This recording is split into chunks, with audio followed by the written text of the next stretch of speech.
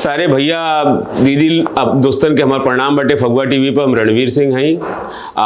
ई Phagua TV का podcast series में आज हमनी के संगे जो कलाकार बड़ी उ कोनो परिचय का मोहताज नहीं की जे एक साल में 19 गो फिल्म कर सकेला। आज में भोजपुरी का जितना बड़ बड़ स्टार बानो, नीरऊ जी से लेके खेसारी लाल यादव से लेके मतलब कि चिंटू जी से लेके यश जी से लेके केहू बचल नहीं है। आज केहू ने हमने के 11 बजे ही पॉडकास्ट करत नहीं जब मौका मिलल बटे मैडम से परिचय लेवे खातिर, आप लोग के इनके जीवन के बारे में कुछ बतावे खातिर। तो सबसे पहले आपके प्रणाम बटे मैम। हम के हाथ जोड़ के गोड़ लागता नहीं। तो भोजपुरी में आप कंफर्टेबल बानी कि ना? जब हम जैसे कि रवा बोले बानी कि अभी हम फिल्म कर ले बानी कुछ, तो मेहनत करनी अपन शब्दों पर कोशिश करनी कि कुछ सीख लेहल जाए। तो क्या बात है, क्या बात है। मतलब नहीं, एक और चीज अपनी दर्शकन के अपन बतावल चाहता नहीं कि मैम जोन बड़ी खाली भोजपुरी ले नहीं सीमित। भोजपुरी में तो बहुत बाद में आयल बड़ी। भोजपुरी से पहले कन्नड़, तमिल, तेलुगु सब निपटा चुकल बड़ी। ठीक है, तो मैम सबसे पहले मैं आपसे जानना चाहता हूँ कि ये लोग इस भोजपुरी से स्टार्ट होते हैं, फिर उसके बाद से हिंदी में जाते हैं, तमिल में जाते हैं, तेलुगु में जाते हैं, थोड़ा सा फेमस होते हैं। तो आप तेलुगु, तमिल, कन्नड़ के बाद भोजपुरी में आ रही है। रिवर्स वाला मामला कैसे चल रहा है? सबसे पहले तो सभी दर्शकों को हाथ जोड़ के मेरा प्रणाम। रवा लोग के हाथ जोड़ के गोड़ लागत आनी अपर्णा मलिक की तरफ से।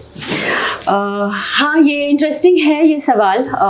मैंने जब अपना करियर शुरू किया एक्चुअली, तो ऐसा था कि फिल्में बनी और मतलब उसमें टाइम लगता है अपनी तेलुगु और तमिल इंडस्ट्री में। अभी भी मेरी एक तमिल फिल्म चल रही है। तो इन बिटवीन मुझे भोजपुरी से कॉल आया। खेसारी सर की फिल्म थी और अवैध पार्ट 1 और पार्ट 2 के लिए।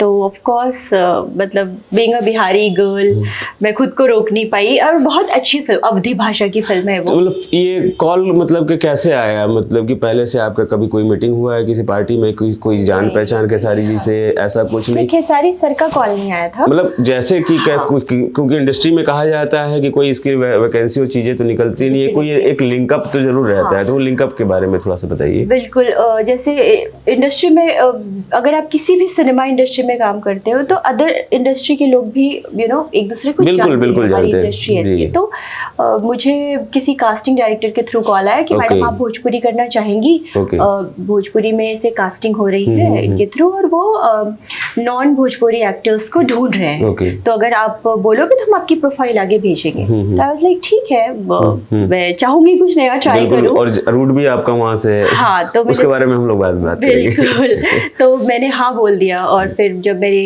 उन्होंने मेरे से एक ऑडिशन वीडियो मांगा था मेरा, क्योंकि मेरी जो फिल्म्स थी वो तेलुगु में थी, तो उनको हिंदी का चाहिए था प्रॉपर। तो मेरी जो ऑडिशंस मोनोलॉग्स पड़े हुए थे मैंने उनको भेजा, अपनी पोर्टफोलियो भेजी। तो वहाँ से आया कि हाँ, फिर डेट्स के लिए कॉल आए।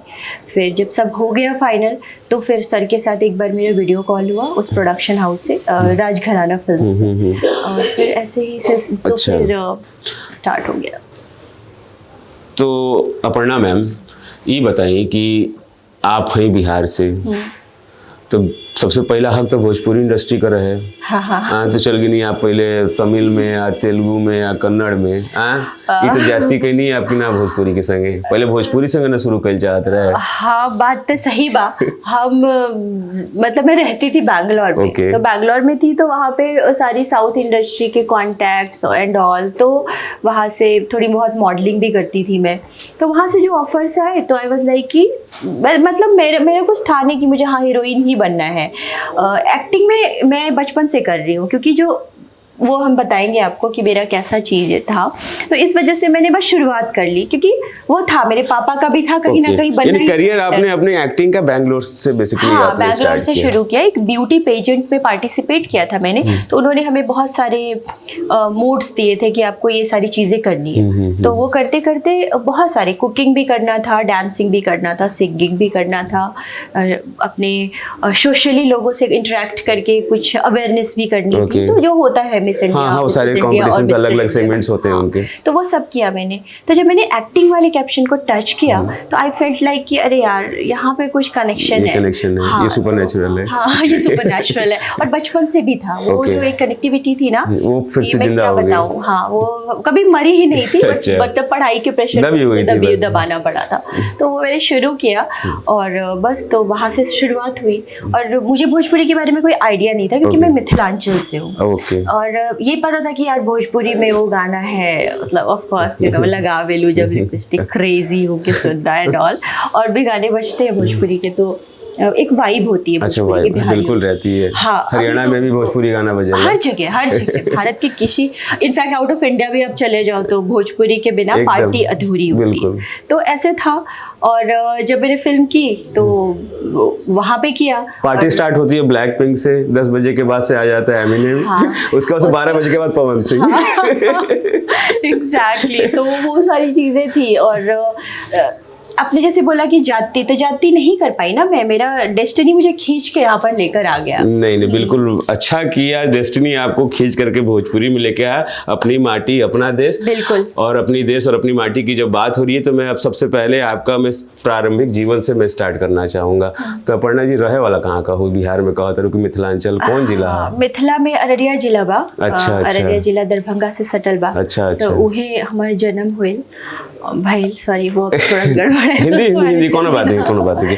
तो- दर्शकन के बोलते नहीं कि भाई देखा अभी अमिल तेलुगु और कन्नड़ से आइल बड़ी, अगर थोड़ा बहुत भोजपुरी का दिक्कत होके तो के दिल पे मत ले। एक साल बाद फिर से पॉडकास्ट करिए जी, आप प्योर भोजपुरी में अगली बार अरे हम अभी कहिए। भी बोला हमार भोजपुरी बढ़िया हो रहल बा। बस, तो वो बस। लोग अरे इतना बढ़िया बा। करब। हाँ, तो अररिया में कहाँ पर्टिकुलर कोई प्लेस? पर्टिकुलर अररिया में, अररिया मतलब जिले अच्छा, में डिस्ट्रिक्ट। काली मंदिर चौक के पास ओके, मेरी नानी का घर है, अच्छा, वहीं पे अच्छा। मेरा जन्म हुआ। अच्छा। और फॉरबिसगंज पलासी में तो मेरे पापा दादाजी का मतलब घर कि है। ऑलरेडी वहीं पर या हाँ, फिर? पापा मेरी पढ़ाई लिखाई, मतलब दादी और नानी दोनों वहीं पे रहते आपका थे। मतलब फादर एज ए वर्किंग है, मतलब कि जॉब में थे? हाँ, जॉब में थे, प्राइवेट जॉब में ओके, थे ओके। पापा। और अभी वो मतलब बिजनेस में है। अच्छा, तो बिजनेस में हाँ, है। तो फिर अररिया से फिर पटना और पटना से बैंगलोर का सफर बेसिकली मैं दर्शकों को बताना चाहता हूँ कि बताइए कि कैसे मतलब कि अररिया से एक लड़की निकली और फिर वो बैंगलोर पहुंच गई और पीजेंट कंपटीशन में पार्टिसिपेट करके और फिर सारी चीजें, जो प्रक्रिया है, जो प्रोसेस है, उसके बारे में बताइए मैम। मैं बिलीव करती हूँ, मतलब मेरी लाइफ एक बहुत ही इंटरेस्टिंग जर्नी रही है, जो कुछ चीजें आगे वाले पॉडकास्ट में रिवील बिल्कुल, बिल्कुल। थोड़ा सा सीक्रेट बना रहना चाहिए। नहीं, ठीक है, लेकिन मैं अपने दर्शकों को बता दें कि भाई जितना ढेर हो सकेला उतना हम निकाले, कोशिश जरूर करो। तो मैम बताइए अररिया से कब का कितनी स्कूलिंग आपकी अररिया में हाँ, गई? स्कूल मेरा शिशु सदन आवासीय विद्यालय, Okay. वहां से मैंने पढ़ाई की। वो सेम ही था, इट्स लाइक हिंदी मीडियम था, लेकिन मेरे पापा थे कि स्कूल के प्रिंसिपल जो थे वो पापा के दोस्त थे। तो अच्छा। पापा ने बोला था कि मेरी बेटी, मेरा बच्चा दोनों वो हिंदी मीडियम पढ़ेगा, इंग्लिश मैं संभाल लूंगा। ओके। तो उन्होंने ट्रांसलेशन बनवाया हमसे और हमारी इंग्लिश बहुत स्ट्रांग कर दी कि तुम भारत के किसी कोने में जाओगे तुमको दिक्कत नहीं होगी, लेकिन हिंदी स्ट्रांग होना बिल्कुल, चाहिए, वो भी बिल्कुल, है। वो तो उस जड़ है तरह की अपनी। चीजें, हाँ, जड़ भी स्ट्रांग होनी चाहिए। तो उस तरह से हमने पढ़ाई की। Okay, और उस very टाइम good. बहुत पैसे नहीं थे पापा के पास कि स्कूल 2 था हमारा। विजन स्ट्रांग होना चाहिए मैम, हाँ, मेरा मानना है कि, तो, और पेरेंट्स आपके अगर फादर ने इस तरह की सोच रखी है तो बहुत ही ग्रेट है। वो है कि बहुत ज्यादा मेरे मदर फादर ने जो चीजें रखी। तो सेकंड नंबर पे जो स्कूल था हमारे टाउन का, हम वहाँ पढ़ते थे, क्योंकि जो फर्स्ट नंबर वाला स्कूल था वो बहुत एक्सपेंसिव था, तो वो Okay. अफोर्ड नहीं कर सकते थे Okay. पापा। तो फिर हमें उस स्कूल में पढ़ाया और उस स्कूल में हर आज के टाइम में उस एक्सपेंसिव स्कूल के भी जो लोग होंगे वो आपके व्यूअर्स होंगे कि नहीं होंगे? हाँ, मदर ग्रेस या फैंस होंगे। Yes. तो मैम हाँ, कंटिन्यू प्लीज। तो फिर वहाँ पे जो पढ़ाई की और बहुत स्ट्रॉन्ग था, टीचर्स बहुत अच्छे थे हमारे, और एक मतलब वाइब थी उस Okay. स्कूल में। मुझे लगता है कि अभी के स्कूल को भी अभी टक्कर देंगे वो। तो वहाँ से पढ़ाई वगैरह की। फिर मैं बायोटेक करने के लिए 10th के तो बाद, आराम से मैम, स्कूलिंग कितने किस क्लास तक? स्कूलिंग मेरा 10th तक हुआ। फिर 10th तक? 8th तक मैंने पढ़ा हाँ। शिशु सदन में। उसके बाद मैं गर्ल्स हाई स्कूल में पढ़ाई करने के लिए चली गई। तो उन दौरान कभी कोई आर्ट से या एक्टिंग फील्ड से कभी इंटरेक्शन आपका हुआ बचपन में? अररिया में एक इप्टा संस्थान है, आप जानते हाँ हो, हाँ, हर इप्टा तो जगह। काफी पुराना है, 100 साल पुराना इंस्टीट्यूट है। मैं जब बहुत छोटी थी, I was just 5 years old, तो मुझे याद है, मतलब 5 साल की बात है, 4 साल की बातें भी याद है। तो इप्टा के भैया लोग ना नुक्कड़ नाटक करते थे। बिल्कुल, स्ट्रीट प्ले उनका बहुत फेमस रहता Exactly, है। और बहुत बढ़िया लगता था। मैं एकदम से जाती थी मम्मी के साथ, या मतलब दिख गया तो मैं वहां रुक गई, बस मुझे देखना है, मैं नहीं जाऊंगी घर। तो वो देखती थी। उसके बाद धीरे धीरे जब बड़ी हुई तो हमारे 2-4 भैया थे जो कुछ तबला वादक थे, कुछ सिंगर्स थे, तो वो चीजें बहुत अट्रैक्ट करती थी मुझे। मतलब आर्ट फील्ड आपको हमेशा से शुरू बहुत। से? छठी क्लास में जब थी तो हमारे स्कूल में ना हमारे जो टीचर्स थे सब थिएटर एक्टर थे। ओके। बहुत सारे, कुछ इप्टा के भैया लोग जो टीचर भी थे हमारे अच्छा, स्कूल में। अच्छा। पेंटर्स थे, तो कला बहुत ज्यादा थी। 26 जनवरी और 15 अगस्त में ना हमारे यहाँ वो होता था, एक झांकी क्रिएट होती थी जो अभी भी जो 26 जनवरी, हाँ। सेम झांकी Okay. हमारे अररिया के स्टेडियम में। अच्छा। तो मैं बनती थी उसमें। जब मैं 4 साल की थी तब से मैं भारत माता अपने डिस्ट्रिक्ट की। अच्छा। एक चारों एकदम शेर बनाए जाते थे, जिसको मैं पकड़ी हुई हूँ, झंडा लेके आया, स्टिल रिमेम्बर। तो मेरे को लगता था कि मैं तो बस यही करने के लिए हूँ। मतलब बीज बो दिया गया था क्लास 4 में 4 में ही। उसके बाद जितने थिएटर के भैया लोग थे, जब वो एक्टिंग होता था, हमारा प्ले होता था एनुअल फंक्शन में, तो वो प्ले के लिए ना प्रिपेयर कराया जाता था हमें 1 महीने तक। तो प्रॉपर प्ले करते थे हम। अच्छा। जलियांवाला बाग हत्याकांड में मैंने एक पागल महिला का रोल किया था। मैं तभी थी 7 साल की थी मैं। 7 साल में इतना इंटेंस कैरेक्टर पागल महिला का? मेरे को दिया गया था एक सिंपल सा कैरेक्टर अतर कौर का, मैं अभी तक नहीं भूली हूँ उसको। तो मैं अच्छा। बताती हूँ। वो उसमें आना था, मुझे ऐसे बोलना था कि ये अतर कौर हूँ, मेरे पति का देहांत हो गया है और मुझे न्याय चाहिए। और कट टू मेरी एक फ्रेंड को दिया गया था, वो आती है, वो गिरती है, फिर वो उठती है और हंसती है, फिर होती है जज साहब मेरा सुहाग गुजर गया। तो वो डेली वो एक्टिंग करती थी। एंड आई वाज लाइक यार ये रोल मुझे मिल जाए ना, कैसे भी। लालच होता है एक आर्टिस्ट के अंदर, बहुत लालच होता है। मुझे पता नहीं था, बस मुझे लगता था मिल जाए। लास्ट में ना वो लड़की भी, she was also my friend, और वो she was also 7 years old। तो उसने वो रो रो के बोली कि मैं नहीं करूंगी। अच्छा। रोने लगी वो बोली मैं करूंगी नहीं। मैं ऐसे गुजर रही थी, मुझे मेरे आंख के सामने ना पूरा विजन है। मैंने गोल्डन चांस मिल गया। मैंने सर को बोला, सर प्लीज मुझे को ये रोल करा दो। सर बोले नहीं, तुम तो भारत माता बन रही हो, तुम नहीं करोगी, तुम जाओ। मैं घर आई, मैं 4 घंटे रोई, मैं खूब रोई ना, खाना खा रही। मम्मी फाइनली सर को बोली कि करवा दीजिए इसको, ये तो खाने नहीं खा रही है कुछ भी। मैंने बोला आप एक बार मेरी एक्टिंग देख लीजिए। तो बोले तुम दोनों चीज कैसे मैनेज करोगी? मैंने बोला मैं सर कर लूंगी, बस मेरी एक्टिंग देख लो। तो मैंने उनको करके दिखाया, तो बोले तो कर रही है। मैं पूरा प्रिपेयर थी, क्योंकि मैं डेली देखती थी और रोज भगवान को बोलती थी प्लीज मुझे रोल मिल जाए। तो मिला फाइनली मिला, और पूरा अररिया आया था उठ के। अच्छा। मतलब crowd was like too much. बहुत सारे रिलेटिव्स आए थे मेरे। और मेरे साथ क्या हुआ कि मेरे को नकली बाल लगाए हुए थे। आई वाज लाइक बॉय कट बाल था मेरा। और मैं स्टेज पे गई और गिरी और मेरा बाल गिर गया। अब हुई मेरी बेइज्जती। मेरे सारे रिलेटिव्स बाहर बैठे हुए वहाँ स्टेज के नीचे, और मैंने सबको गांव से भी बुलवा लिया था, चाचा एंड ऑल, कि बुआ चाचा की आ जाओ, मेरा प्ले है। रो रो के सबको बुलाया था कि सब आएंगे। फिर मैं क्या करूँ अब, फिर भी मैंने पूरी एक्टिंग की। अच्छा, पूरा क्या बात है। निभाया। और मतलब उस टाइम वीडियो नहीं है वो, नहीं तो मतलब मेरे को एक डायलॉग्स याद है और सारा विजन याद है, क्योंकि वो मेरी लाइफ का पहला प्ले था। यानी कि आपके बाल भले गिर गए, लेकिन देखा तरह जाना बाहर गिर गए, लेकिन जो आर्टिस्ट रहे वो पैदा हो गई। वही दिन पैदा हो गई। बाद हम 6 से 8 घंटा रोनी ओहे बैठ के। अच्छा। खूब सारा टीचर लोग केहू हमरा के चॉकलेट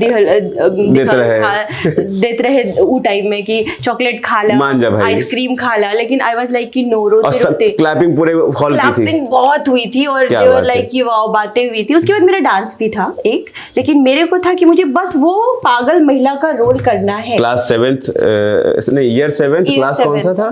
क्लास 4th या 5th, वही कुछ होगा मुझे एकदम। उसके बाद से मैं कट्टू जानना चाहता हूँ अपर्णा जी। फिर उसके बाद से आप आफ्टर 8th क्या पटना आ गई? नहीं, आफ्टर 8th नहीं। उसके बाद अररिया में बहुत मतलब बहुत क्रिएटिविटी, फणीश्वर नाथ रेणु। हाँ, बिल्कुल। अरे मैला आंचल, और मतलब कि तो उनकी किताबें पढ़ती, मारे गए गुलफाम, तीसरी मैं जब लाल पान, उनका एक बुक रखा हुआ है, पूरा कलेक्शन है हमारे घर में। तो मैं उनका डाई हार्ड फैन हूँ, मतलब कि मैं भी। तो उनका जो वो ठेस है सिरचन वाला स्टोरी, मैंने उसको जिया है। आई वॉज फीलिंग लाइक कि वो चूड़ा खा रहा है, अभी भी मेरे को याद है वो गुड़। मैं कितनी बार पढ़ी है वो कहानियां, आई डोंट रिमेम्बर। तो शायद ये चीजें मेरे अंदर थी कहीं ना कहीं। मुझे पता नहीं था कि क्या मैं करने वाली हूँ आगे। तो वो कैरेक्टर को मैं जीती थी जब मैं पढ़ती थी ना, लाल पान की बेगम। हाँ, लाल पान की तो बेगम। मैंने इमेजिन करती थी कि मैं बैलगाड़ी पे बैठ के जा रही हूँ, साड़ी पहन के। वो जो था एक की हीरामन, हाँ वो वो लेके जा रहा है, चांद की बालियां पड़ रही हैं, वो चमक रही है। I was feeling those things, मेरे को गूज़बम्प्स आ गए। तो मेरा शायद तो एक तरह से वो प्रिपेयर हो रहा था अंदर से, जो एक्टर है वो प्रिपेयर कर रहा था अपने आप को, फरिश्ता रेनू को। तो अपर्णा मैम, उसके बाद से फिर कैसे फिर प्रोफेशन आपका, आपने बताया कि हायर एजुकेशन के लिए आपने मतलब कि पटना गई मैं। पटना गई। हाँ, पटना में मैंने बायोटेक्नोलॉजी किया। अच्छा, बायोटेक्नोलॉजी से है, क्या बात है। मतलब कि सारे इंजीनियर जो है सारे फील्ड में घुस जाएंगे क्या? जी, बीएससी बायोटेक्नोलॉजी कहाँ मैंने किया, जो होता है ना बीएससी बायोटेक्नोलॉजी, एमएससी। कौन से कॉलेज से? कॉलेज ऑफ कॉमर्स से किया मैंने, लेकिन वहाँ फिर मैं लकी थी। मेरे डिजर्टेशन के लिए मैं Dhanbad ISM ISM Dhanbad is like CSIR CIMFR, CSIR CIMFR का जो लैब था वो IIT में था। तो मैंने IIT में रिसर्च किया। अच्छा क्या बात है। तो IIT में रिसर्च करने के बाद बायोटेक्नोलॉजी से आप पास आउट होने के बाद से फिर भी आपका कीड़ा मरा नहीं एक्टिंग वाला? मतलब वो सब खत्म हो गया था, लेकिन मेरे कॉलेज में जब भी कल्चरल एक्टिविटीज होती थी मैं क्लास छोड़ देती थी, मैं सिर्फ डांस प्रैक्टिस करती थी।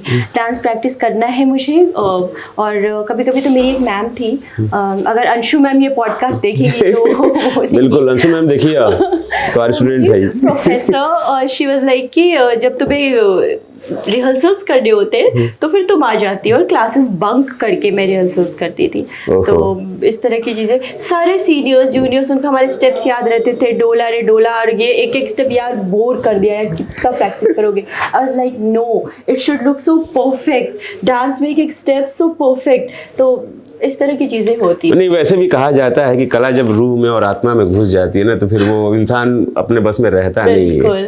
तो वो चीज रहती है, बायोटेक कर ले या चाहे नासा में चले जाए, वापस आ जाएगा। मैं जा रही थी जर्मनी अपना आगे का PhD और कंप्लीट करने के लिए, मेरे ट्रांसक्रिप्ट वगैरह सब मंगवा लिया था। फिर मैंने एकदम से छोड़ा। बहुत अच्छा किया आपने। अभी मेरा पढ़ने लिखने का कोई मूड नहीं है। नहीं, बहुत अच्छा कि इतने हमारे दर्शक, इतने आपके फैन हैं। ठीक है ना, बहुत अच्छा कि जर्मनी नहीं गई, जर्मन से खुश होते हैं हम लोग यहाँ पे झेलते हैं। अच्छा कि आप आ गई, आपके साथ मैं पॉडकास्ट कर रहा हूँ, काफी मजा आ रहा है। तो मैम उसके बाद से फिर बैंगलोर जाना कैसा हुआ आपका? फिर हुआ कुछ ऐसा हुआ, मतलब वाकया कि मैं बैंगलोर पहुंच गई। कैसा वो वाकया? मतलब ऐसे नहीं भागने दूंगा मतलब हाँ, वहाँ बैंगलोर पहुंचने के लिए मैं गई थी एक्चुअली सेंट्रल सिल्क बोर्ड में ये देने के लिए, अपना एक इंटरव्यू देने के लिए। तो वहाँ पे मेरा सिलेक्शन हुआ नहीं। फिर गई तो लगा ये शहर को अपना बनाना चाहिए। फिर वहाँ पे कुछ ज़्यादा ही मैंने अपना बना लिया। अच्छा। मैंने बहुत सारे बैक टू बैक वहाँ पे ये दिए, अपने इंटरव्यूज दिए। और हमारा ऐसा होता है ना कि 100 सीट, एक सीट होता है, एक सीट के लिए 500 लोग आते हैं ये देने के लिए, इंटरव्यू देने के लिए। वैसे भी एक सिलेक्शन इतना पॉपुलेशन है इंडिया में, तो वो जो ICMR और ICAR का इस तरह का है, बायोटेक्नोलॉजी का बहुत कम वैकेंसीज होती है। तो मैंने वेट किया, फिर मुझे मिल गया एक सेरी बायोटेक्नोलॉजी। अच्छा। तो फिर वहाँ पे मैंने अपना जॉब शुरू किया, सेरी बायोटेक।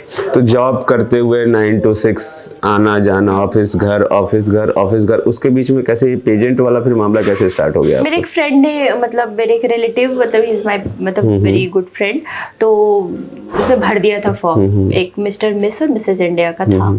तो वो ग्रीस में होने वाला था। आई वाज लाइक कि हमारे सोसाइटी में कुछ लोगों ने किया था, तो मुझे वो बहुत अट्रैक्ट करता था। तो आई वाज लाइक अरे मैं भी करूँगी। फिर मैं उनसे बात की, तो शी वाज लाइक कि कर लो, और उनसे पूछा और फिर उन्होंने बोला अच्छा है कर लो। तो मैंने अप्लाई किया, फिर सेलेक्ट हो गई, फिर ऑडिशंस हुए, बैंगलोर में ऑडिशंस दिए, उसमें भी सेलेक्ट हो गई। तो पूरे वर्ल्ड से जितनी इंडियन लेडीज हैं, लड़की लेडीज सब मिला के 178 को सेलेक्ट किया गया था। और फिर वहाँ से सिलसिला चालू हो गया हमारा। तो उसके बाद से फिर आप पेजेंट करने के बाद उसमें एक्टिंग का जो पोर्शन था उसको आपने स्टार्ट किया। टिकटॉक का भी टाइम था, तो टिकटॉक में शॉर्ट्स जो बनते थे, हाँ, तो मेरे को उतना मजा नहीं आता था वो। तो मैं क्या करती थी ना कि जस्ट लाइक मैंने बहुत कम टिकटॉक वीडियोस बनाए, तो वो मेरा फॉलोअर 1.5 मिलियन था टिकटॉक में। तो 1.5 मिलियन हो गया था। आई वाज लाइक कि ठीक है। फिर 1.5 मिलियन हुआ, फिर टिकटॉक बंद हो गया। आई लाइक अच्छा हुआ यार, हेडेक है। लेकिन उसके बाद फिर कैसे, मतलब फिल्मों के तरफ कैसे हाँ, मामला उसके हुआ? बाद जब टिकटॉक चलाती थी ना, फायदा टिकटॉक से मुझे ये हुआ कि मुझे कास्टिंग वाले का कॉल आया वहां पे मैसेज। ओके। तो मैसेज आया तो मेरे को लगा कि फेक है। तो उन्होंने बोला कि हम फिल्म कर रहे हैं, आप ऑडिशन भेजिए वीडियो बना के, ये है स्क्रिप्ट। ओके। तो मैंने बोला हाउ कैन आई ट्रस्ट। तो मैंने घर वाले, ये कौन सी लैंग्वेज के लिए था? तमिल, सॉरी तेलुगु के लिए था। तो आई वाज लाइक ठीक है। तो उस कास्टिंग डायरेक्टर स्टिल मैं उसके साथ कनेक्टेड हूँ, उसने मुझे 2-3 फिल्में दिलवाई हूँ। तो मैंने बोला ठीक है। फिर वहाँ से मैंने मतलब 1 ऑडिशन भेजा, 2 ऑडिशन भेजा। तभी मुझे रश्मिका भी नहीं पता था, रश्मिका का भी एक ऑडिशन बना के भेजा था। वो इपड़े ऐसा कुछ था, अच्छा था वो। तो फिर मैं सेलेक्ट हुई उसके लिए एंड दे वर लाइक कि हाँ कॉल फिर आया। अच्छा, ये तेलुगु इंडस्ट्री कास्ट में सबसे पहले तेलुगु के लिए हो गई थी। हाँ, लेकिन पहला फिल्म कौन सी लैंग्वेज का था आपका? एक बहुत छोटी सी फिल्म मैंने की थी हिंदी की। हाँ, ओके। वो उसको वो मेरे करियर का शुरुआत था। बट हाँ, मैंने उसमें अच्छा काम किया था। डायरेक्टर वगैरह नहीं अच्छे रहेंगे तो फिर आप कैसे काम करें? अच्छा अपर्णा जी, हम ये जानना चाहते नहीं आपसे कि आपने अभी तक जो भी मुझे बताया कि आप पूरी तरह से नॉन फिल्मी बैकग्राउंड, जो मुझे समझ में आया है कि आपके फादर जॉब में थे, बिजनेस में थे, आपके जो भी है कोई दूर दूर तक आपके रिलेशंस में भी कोई एक्टिंग फील्ड से तो मुझे समझ में नहीं आया। ठीक है, आर्ट होना और आसपास के लोगों में। मेरे पापा लेकिन जब थे यंग एज में तो वो भाग गए थे घर से। अच्छा। हीरो बनने के लिए मुंबई भाग गए थे। वो मुझे अब पता चला जब मैं हीरोइन बन गई। अच्छा, क्या बात है। नहीं बताया किसी को। मतलब वो जीन्स में था कहीं ना कहीं प्रॉपर, इसीलिए वो अगली जनरेशन में निकल करके आया। तो ये इंटरेस्टिंग है कि उनको हीरो बनना था। वो मुंबई गए, दादाजी का कॉल आया धमकी भरा कि तुम घर के बड़े बेटे हो, अगर तुम ऐसा करोगे तो पूरा घर तहस नहस हो जाएगा, तुम वापस आओ। मेरे चाचा जी मुंबई में रहते थे। वो एक मिक्सर ग्राइंडर फैक्ट्री में काम करते थे अंकल। तो पापा भाग के वहां गए। मेरे अंकल बहुत अच्छा गाते हैं, मोहम्मद रफी डिट्टो। अच्छा। दादाजी बहुत अच्छे सिंगर है। बुआ एकदम लता मंगेशकर की, मतलब लता जी की, मतलब डुप्लीकेट नहीं बोलेंगे, लता जी और श्रेया जी की मिक्सचर है। अच्छा, क्या बात है, फ्यूजन है। हाँ, फ्यूजन है। तो दादाजी बहुत अच्छा गाते हैं। आर्टिस्ट लोग पूरे खानदान में भरे पड़े थे, लेकिन ब्रेक आप ही को मिला, कहने की बात है। और अलाउ नहीं था ना किसी को। अच्छा, अलाउड ही नहीं था। मतलब एक ऑर्थोडॉक्स फैमिली वैसे भी अररिया से निकल करके, जहाँ पर मतलब कि नाचना गाना और मतलब कि क्या एक अलग ही सोच होती है, मैं सब समझ सकता हूँ उस चीज को। लेकिन हम अपर्णा जी ये जानना चाहते हैं कि मतलब कि रास्ता बनत फिल्म तक पहुंच गई। कई लोग कहते हैं, कई लोग बातें होती हैं फिल्म इंडस्ट्री में कि एक नॉन फिल्मी बैकग्राउंड से जो लड़की आती है उसको बहुत सारे कॉम्प्रोमाइज़ करने पड़ते हैं, बहुत सारी चीज़ों को फेस करना पड़ता है, बहुत स्मूथ होता नहीं है। Exactly. ठीक है। अब क्योंकि हम लोग क्या है कि हमारी इंडस्ट्री में सिल्वर स्पून लेकर के सब लोग पैदा होते नहीं है। ठीक है, तो वो चीज़ मैं जानना चाहता हूँ कि आपके साथ कभी कोई इस तरह का वाकया, कोई इस तरह की चीज़ें कबो भइल के कबो गई नहीं, कोनो ऑडिशन देवे खातिर वहाँ पता चला कि प्रोड्यूसर बैठल बटन खोल के कि हाँ बटन खोल के तो ना बैठल, तो ओकरा बाद हम उठनी भाग चलने की भाई जो तू भइल। अच्छा भइल बा हमरा साथ। हाँ, घटना भइल बा कि हम बताई। हाँ, बताई। हमरा के कॉल आइल जब हमार एक तेलुगु मूवी हम सेलेक्ट हो गई नहीं तेलुगु में। हाँ, तेलुगु में खत्म कहा, तेलुगु में ढेर होला ही। ओकरा बाद हमरा के कॉल आइल कि रउआ के सेकंड फेज चलल रहा है तभी कोविड के। मेरे को कॉल आया कि आपको जो है सेकंड फेज सब मर रहे हैं, आपको वो बनाना है, कुछ बना के जाना होता था ना। हाँ, मोनोलॉग टाइप का। रिपोर्ट बना के आप ट्रैवल कर सकते हो। हाँ, वो कोविड का रिपोर्ट की मैंने वो लगाया हुआ है। मैंने वहां पे गई, वैक्सीनेशन करवाया है। वैक्सीनेशन में गई करवाने के लिए, तो देख रही हूँ कि लोग ऐसे गिर गिर के, मतलब मेरे को क्रेजीनेस थी और घर से बहुत सपोर्ट था। हाँ, तो मेरे कुछ दोस्त, मेरे कुछ रिलेटिव्स और मेरे मतलब मेरा भाई और मेरे मम्मी पापा, एक प्रॉपर सपोर्ट था। तो फिर वहां पे था कि मुझे जाना है, टिकट्स आई मेरी, लेकिन मुझे वो फॉर्म लगाना होता है उसमें। हाँ, फॉर्म लगाना वहाँ पे सब लोग ऐसे मर रहे थे सरकारी हॉस्पिटल में, वो चीज़ें थी, लोग इधर सोए उधर सोए, मैं बहुत डर गई थी। फिर मैं वापस आई, पर स्टिल मैंने ट्रैवल किया, मैं गई एंड यू वोंट बिलीव कि मेरे को जो प्रोड्यूसर था, पता नहीं कौन था, I don't know his name. ऐसे रिमेम्बर करने की जरूरत नहीं है ऐसे लोगों को। एंड उसने इस तरह की वाहियात बातें की मेरे साथ। तो मैंने उसको बोला कि भैया अभी की मेरी, लेकिन ये चीज उसका अच्छा था कि उसने मतलब मेरे से मेरे को बोला कुछ कि ये चीजें हैं, तो आई वाज लाइक कि ये चीजें हैं तो मैं तो ऐसे काम कर नहीं पाऊंगी भैया, मेरे को एक्टिंग है तो मैं एक्टिंग ही कर पाऊंगी। तो उसने बोला कि ठीक है मैडम। तो वो भी बैठा था, मैं भी बैठी थी, मैंने बोला अब मुझे जाना है, मेरी तुरंत टिकट कराओ। और मेरे बहुत सारे फ्रेंड्स हैं हैदराबाद में, तो मैंने सबको, और मैं कास्टिंग डायरेक्टर के थ्रू गई थी, और he is very good casting director, very big. तो मैंने उसको बोला कि ऐसी ऐसी चीजें चल रही हैं, तो अभी मेरे को यहाँ से तुरंत निकलना है। तो वो बोला कि ठीक है, घर वर से तो मैं लोकेशन वगैरह शेयर करके जाती हूँ, तो फिर मैं तुरंत फिर वापस आ गई। अगली फ्लाइट से फिर मैं वापस Bihar. But I was like कि by the grace of God इस मामले में मैं बहुत लकी रही हूँ। I am very clear. बिल्कुल क्लियर होना भी चाहिए, और खास करके जो नॉन फिल्मी बैकग्राउंड से जो लोग आते हैं, खास करके लड़कियों की बात करेंगे तो उनको क्लियर रहना ही चाहिए इस प्रोफेशन में, वरना गंदगी तो खैर हर प्रोफेशन में है, लेकिन जहां पर चार्म होता है वहां पर ज्यादा चीजें होती हैं। ठीक है, और आपने बहुत अच्छा किया, और आगे भी आप यही मैसेज दीजिएगा आने वाले न्यू कमर्स जो भी लड़कियां हैं कि ऐसे स्ट्रांग रहें, ठीक है, ताकि और कोई कुछ नहीं होता। ये जो लोग बोलते हैं ना कि हम फंस गए प्रॉब्लम में, कम ऑन, ऐसा नहीं होता है।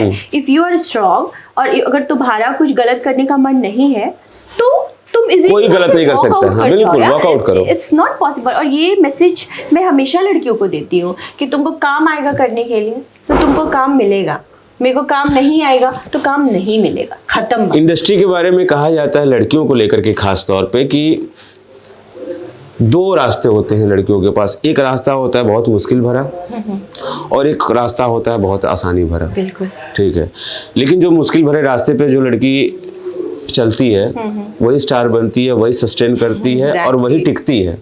जो आसान केक वॉक करता है वो कॉम्प्रोमाइजेस तो कर लेता है, लेकिन उसका जो है वो टॉर्च रहता है। सूरज आप नहीं बन सकते, सूरज आप मेहनत करके जलोगे तभी बन पाओगे। छोटी सी बात में बोल रही हूँ कि अगर मुझे बोलेगा, मेरे डायरेक्टर्स मुझे बोलेंगे कि आपको जो ये आपकी एक्टिंग है, आपको हंसना है, तुरंत रोना है, फिर पागल हो जाना है, फिर क्रेजी हो जाना है, फिर शटल हो जाना है, इतनी चीजें हैं, और उसको आप इस तरह से निभाओगे।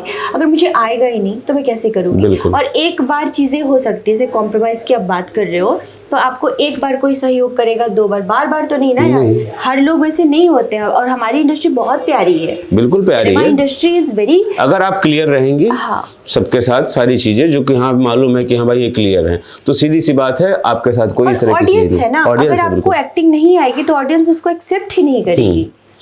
अच्छा, अगला मैं क्वेश्चन पूछना चाहता हूँ अपर्णा मैम कि एक्टिंग के लिए आपने कभी कोई प्रिपरेशन, कोई इस तरह की चीज़ें, कोई क्लासेस, कोई कोर्स या कोई इस तरह का कोई प्लेज वगैरह, वर्कशॉप वगैरह कभी आपने किया है?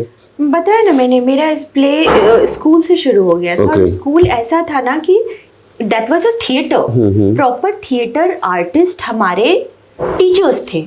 तो मैं उनसे सीखी हूँ। तो वहां से सीखते सीखते मैं इवनिंग में, मेरा ऐसा होता था कि मैं मिरर के सामने मेरा शाम जो है 2 घंटे 3 घंटे नाचती थी मैं मुझे अभी भी याद है कि जो भी गाने, जिस तरह के पुराने गाने जो चाचा और बुआ लोग सुनते थे, वो गाने, जो नए गाने हैं वो गाने, वो लगा के मुझे डांस करना, बॉडी में रिदम लाना और एक्टिंग करते। तो ये मेरा शाम का खेलने का शेड्यूल था। नहीं, मैं इसलिए मैं अपर्णा मैम पूछा मैंने कि मैं जानता था कि आप ने बचपन से जो स्कूल में जो सेल्फ आपने जो अपना प्रिपरेशन किया है, क्योंकि मैं ये बताना चाहता था अपने दर्शकों से कि भाई ऐसा बात नहीं है कि कोनो एक्टिंग स्कूल में जाके एक्टिंग सीखब तबे एक्टर बन जेब, तबे हीरो बनब, तबे हीरोइन बनब। आपन मेहनत करब, घरे बैठ के शीशा के सामने, ठीक है, किताब पढ़ब, ठीक है, वो चीज के फॉलो करब, तब तो बन सकेला। कोनो जरूरी नहीं है कि 4 दीवारी जो इंस्टीट्यूट का 4 दीवारी वही में खाली एक्टर पैदा होना, ओकरी बाहर भी एक्टर पैदा होना भी मानी ना, खाली FTI NSDS एक्टर ना पैदा होना। आलिया भट्ट मेरी फेवरेट है, और महेश भट्ट जी ने उनको बोला था कि मेरी बेटी जिस दिन एक्टिंग स्कूल में चली गई, इसका जो कला है वो मर जाएगा। मैं जाने वाली थी एक्चुअली एक्टिंग स्कूल। अच्छा। फिर मुझे लगा कि मुझे लगता है कि मैं सीखूंगी, एक फ्रेम में बन जाती है। हाँ, एक फ्रेम में बन जाऊंगी, और बहुत सारी चीजें, मैंने बहुत सारे थिएटर एक्टर्स के भी साथ काम किया है। नहीं, मैं ये भी नहीं मानता कि मतलब कि जो एक्टिंग इंस्टीट्यूट में जाते हैं वो बेकार हो जाते हैं, ऐसा नहीं। सबका अपना एक प्रोसेस है, रास्ता है, कहीं एक जगह पर चीजें हो जाती है। वही है कि हम डिफरेंट लोग, बिल्कुल हो सकता है कि मैं जो हूँ मैं और खराब हो जाऊँ, हो सकता है कि कोई जो खराब है वो निखर जाए। तो आपको अपनी अंदर की सामर्थ्य को समझना होगा कि आपको क्या फेवरेबल है के लिए और उस हिसाब से। कहला का मतलब बेटे कि एक्टिंग स्कूल में भाई जीबा तो एक्टर तो बनिए जीबा, लेकिन जरूरी नहीं है कि बाहर रहबा तो एक्टर ना बन पाइबा। बाहरों रह के तू एक्टर बन सकेला, बाहरों रह के बहुत बढ़िया बढ़िया तू, ठीक है, एक 10 एग्जाम्पल दे दे, अल पचिनो से लेके यहाँ आप बोली दी आलिया भट्ट, ठीक है। तो यही मैं कहना चाहता अपने, बाकी मैं अगला कंटिन्यू करता हूँ। तो उसके बाद से हम लोग वापस आ जाते हैं भोजपुरी में। तो खेसारी लाल यादव जी के साथ काम करके आपको कैसा लगा? पहला बहुत बढ़िया। और मैंने एक्चुअली मैं हमेशा बोलती हूँ कि मेरा शुरुआत बहुत अच्छा रहा है। सारे जो हमारे सुपरस्टार्स हैं और जो डेडिकेटेड एक्टर्स हैं उनके साथ मैंने अपनी शुरुआत की जीवन के भोजपुरी के चीज़ों की। तो पहली फिल्म मेरी रितेश जी के साथ थी, बहुत ही अच्छा रहा। और खेसारी सर के बारे में आपने पूछा तो उनके साथ, रितेश भाई के साथ तो जो अभी भी करंट में आप मूवी कर रही हैं उसके बारे में तो हम लोग आएंगे। बिल्कुल हाँ। तो खेसारी जी के साथ आपका कैसा एक्सपीरियंस रहा? कि मेरा बहुत अच्छा रहा। कैसन एक्टर लगना हो तो? अरे वो तो बहुत अच्छा एक्टर बनी। हाँ, एक सेट पर कैसन माहौल रहा है? बढ़िया माहौल रहता रहे। और एक इंथू के साथ दिन के इना न रहे कि स्टारडम वाला मामला है कि न्यू कमर है जोड़ू चलो होने बैठा कोना में। हाँ ना he was very accepting, मतलब he was like so good to me. Okay, because if he was so good to me तो मैं यही बोलूंगी कि अच्छा। दूसरा ये पहला मैंने इसके पीछे रीजन भी, हमने जो पहला सीन सर के साथ रिहर्सल किया था, ऐसे सीन रिहर्सल कर रहे थे, मैं थी, सर थे और 2 एक्टर्स थे। तो जब पहले ही आंखों में आंखें डाल के हमने रिहर्सल किया तो उन्होंने बोला वाह अच्छा हो गया, मतलब करेगी अच्छा। तो मैं नर्वस थी यार, वो तो हो जाता है थोड़ा सा क्योंकि हमारे सीनियर्स है, बट उन्होंने फिर बोल दिया तो बस ठीक है।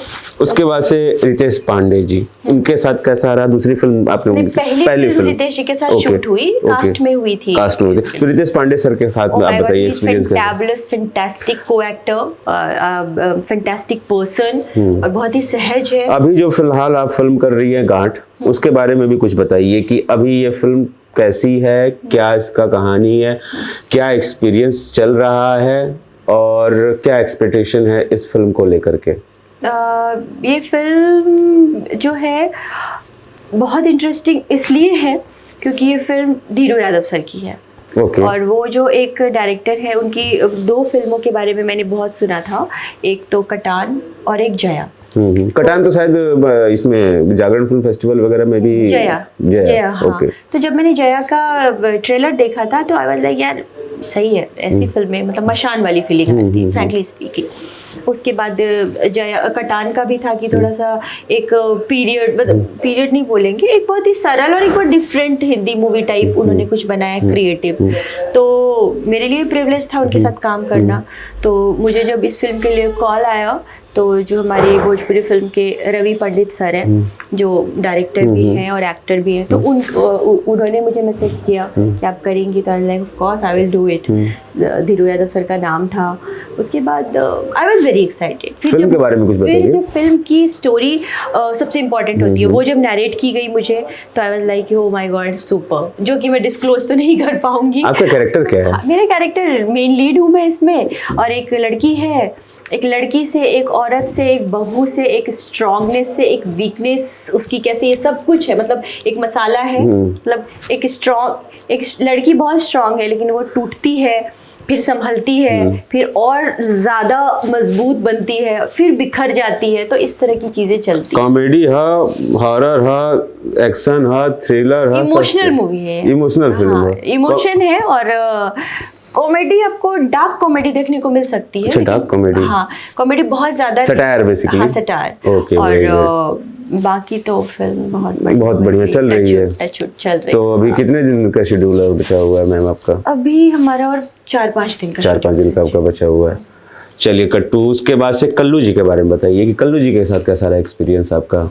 अच्छा, मेरा एक्चुअली सबके साथ अच्छा रहा, और थोड़ा नोक झोंक तो ऊपर नीचे ऐसे कुछ होता नहीं है, हुआ नहीं, मतलब मजा आया हाँ करने में। दिनेश जी के साथ कैसा रहा? Oh my God, don't tell me. वो था कि मैंने इतना सुना था दिनेश सर के बारे में कि he is a bestest actor, और एक मतलब कहने की कोई बात नहीं है, तो आई वाज लाइक वाओ, मैं बहुत प्रिपेयर्ड थी कि मैं ऐसे, मैं हर सिनेमा में मेरे साथ ये है कि मैं कितना भी फिल्म कर लूँ, कितना भी कुछ कर लूँ, लेकिन हर सिनेमा में जाती हूँ तो मुझे लगता है ये मेरी ज़िंदगी का पहला फिल्म है। एक वही मुझे ऐसा है, मैं दिनेश सर के बारे में कहना चाहता हूँ कि जो एज ए सिंगर आए थे और आज के टाइम में एक तरह से एक बहुत ही बेहतरीन जो एक्टर होता है वो एकदम आज के टाइम में मैं बोलूँगी मज़ा आ गया उनके साथ काम करके। तो पहला ही शॉट हुआ और वो भी मतलब थे, उनको भी तो लगेगा ना कि हम जिसके साथ काम कर रहे हैं वो कैसे होंगे नहीं होंगे, बट कभी कोई प्रॉब्लम नहीं हुई। मैंने पूछा कि सर ठीक था, तो लाइक बहुत बढ़िया था, बहुत बढ़िया कर रहे हो आप। आई वाज लाइक कूल, अब तो अच्छे से करेंगे। और यश जी के साथ oh my God, he is also fantabulous actor, मतलब एक्टर है वो, मतलब एक्टिंग में घुसते हैं, डायरेक्शन में इन्वॉल्व होते हैं, एक्टर तो है ही लाजवाब और क्रिएट करते हैं चीज़ों को। तो मतलब बहुत मजा आया काम करके। तब जब होता है ना, जब आप एक्टर्स के साथ काम करते हो आंखों में आंखें डाल के, तो अंदर से फीलिंग आती है नहीं यार कुछ कर गुजरना है अच्छा, तो ऐसा हुआ। अब आपको मैं फंसाऊंगा। ओके अब बताइए, अगर 1 to 5 आपको रैंकिंग में डालना हो, ठीक है, तो आप कैसे, मैं ओवरऑल की बात कर रहा हूँ, not just about acting only, a total personality, set का माहौल, आपका बेस्ट से वर्स्ट, क्योंकि आपने बताया कि 1 साल 4 महीने 6 महीने के अंदर आपने 19 फिल्में कर ली हैं, तो उसमें से अगर 5 फिल्में और 5 को एक्टर का नाम रखा जाए, बेस्ट टू वर्स्ट, मतलब बेस्ट 1 2 3 4 5, तो कैसे आप उसको कैटेगराइज? तो कोई था नहीं, सब लोग बेस्ट है। बिल्कुल। और मैंने आपको क्या बोला अभी कि हर फिल्म मेरे जीवन की पहली फिल्म होती है, तो पिछली फिल्में जो होती है ना वो बहुत अच्छी हो जाती है और फिर वो साइड हो जाती है। तो ये जो नई फिल्म आई मेरे लिए, ये बहुत भागातारी, साइड से भागातारी। अरे ना, हम भाग कर रहलबानी, सही हम लोग के सही कह रहलबानी कि हम ही जितना भी लोगन के साथ काम कर ले बानी, हमरा के बहुत कुछ आवेला, ये अलग बात बा।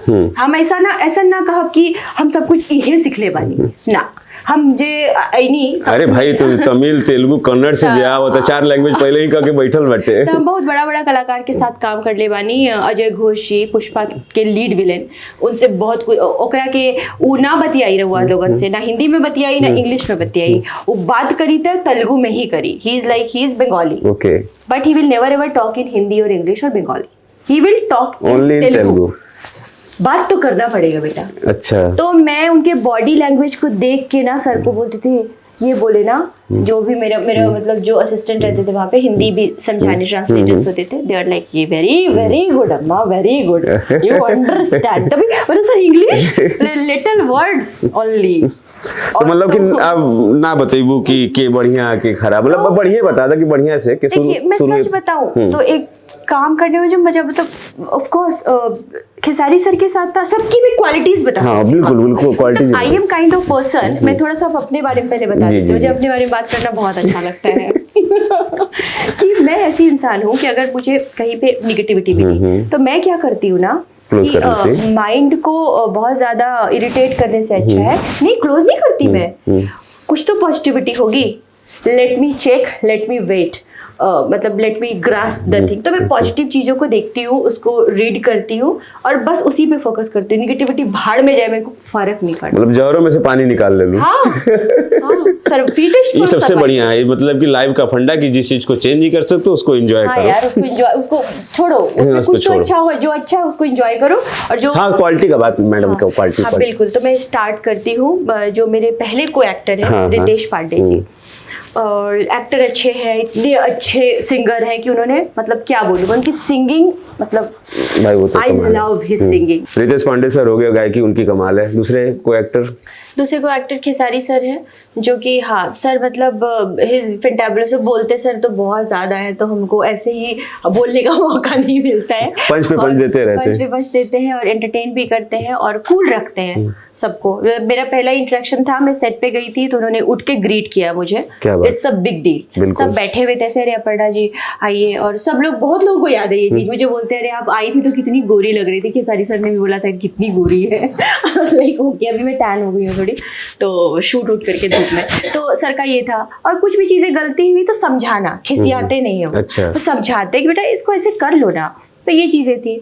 और थोड़ा सा कुछ अप डाउन हुआ था, उनको ऐसा लगा था मेरा ड्रेस ढीला हो गया था, तो उनको डांस में मुझे दिक्कत हो रही थी, तो उनको ऐसा लग गया कि मुझे डांस में प्रॉब्लम है, तो उन्होंने कुछ बोला कि अरे डांस में प्रॉब्लम, बट मैं तो बचपन से डांस करती हूँ, तो शायद अब वो सर मेरी वीडियोस देखेंगे या जो गाने आ रहे हैं जो मैंने काम किया है, तो उनको उनके लागल कि मतलब नाचे ना आवेला। हाँ मे भी शायद अच्छा तो मिसअंडरस्टैंडिंग थी, बट वो सब दूर हो गई।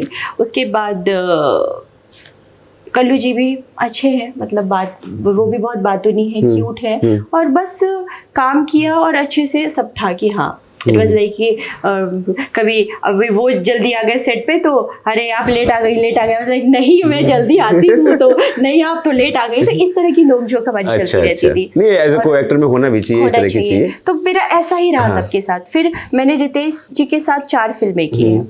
अच्छा। मतलब रिपीट मैंने बस रितेश जी को ही किया है। हीरो मतलब उन लोगों ने मुझे जैसे रिपीट हो गया हमारा। तो जो भी हमारी फिल्म रही है वो फैंटास्टिक रही है। और अब 2 फिल्में करने के बाद जब तीसरी फिल्म हमें ऑफर हुई तो एक कोऑर्डिनेशन बहुत अच्छा बच जाता है एक्टर के साथ। तो हमारा जो फिल्म आएगा, तो अभी तक आई नहीं, हमारी कोई फिल्म रिलीज नहीं हुई है, बट अच्छी फिल्में बनी है, तो फटफट हो जाता है कि हाँ ऐसे हो जाएगा। यस भाई के संगे ओह माय गॉड बहुत बढ़िया। यस सर इज लाइक, जब मैंने यस सर की, हाँ यस सर इज लाइक ना, वो थोड़ी डिफरेंट एक्टर है। जब मैं यस सर के साथ फिल्म कर रही थी, तो मेरे को ये फीलिंग आ रही थी कि थोड़ा सा साउथ वाला। अच्छा। हाँ ये साउथ वाला था कि उनकी क्रिएटिविटी थोड़ी डिफरेंट है, तो कुछ अलग करना चाहते हैं, कुछ अलग करेंगे, तो बस ऐसा था। क्योंकि उन्होंने अपनी प्रीवियस फिल्मों की भी कुछ मुझे उतना नहीं पता है। सारे स्टार के साथ आपने कर लिया। हाँ। अब सबसे एक पावर स्टार, बड़े स्टार पवन भैया, पवन सिंह जो हैं, हाँ। उनके साथ आपने गाना किया। फिल्म उनके साथ कब करने वाली हैं आप? अब ये तो जब ऑफर हो जाए, मैं तो कब से। क्या उनके बारे में भी कुछ बताइए, पवन सर के बारे में, कि पवन सर के बारे में आपकी क्या आप अपनी राय रखती हैं? एक तो मैं राय किसी के बारे में नहीं रखती, लेकिन जो मेरी फीलिंग है, पर्सनल फीलिंग, वो शेयर करती हूँ मैं आपको। कि मैंने बहुत सुना था पवन सर के बारे में, सब मतलब बहुत सुनते हैं। एक तो वो इतने सीनियर हमारे एक्टर है, डर भी लगता था यार कि बाप रे, मैं बहुत डरी हुई थी कसम से कि मैं कैसे काम करूंगी उनके साथ। लेकिन मेरे को 20 दिन के अंदर 2 गाने, 18 दिन के अंदर 2 गाने ऑफर हुए, बड़े बड़े गाने, और आई लव्ड इट। बहुत सरल तरीके से काम हुआ, और हमने एकदम मतलब ही वाज लाइक कि अभी ये तो पवन सर का बड़प्पन है कि एक बार ऐसा हो गया था कि मैं ऐसे हाथ कर रही हूँ और उनको यहाँ लग गया। मैं क्या करूँ? मतलब लाइक कि जा हो और मुंह तोड़ दो का पवन सिंह के मार देलू तू झापड़। ये ब्रेकिंग है, झापड़ कैसे मारूंगी यार? कम ऑन नहीं, पवन सिंह के पहले का फिल्मों ना कली पवन गाने में मार देलो बड़ी बार। सर का ये बड़प्पन था कि सर वाज लाइक कि अरे नहीं हम फिर से, तो ना उन्होंने आराम से सहजता के साथ रीटेक कराया कि अरे फिर से करते। लग जाता था, बार बार ऐसे घूम के मुझे आना था, 3 बार लगा, और तीनों बार सर गुस्सा नहीं कहा।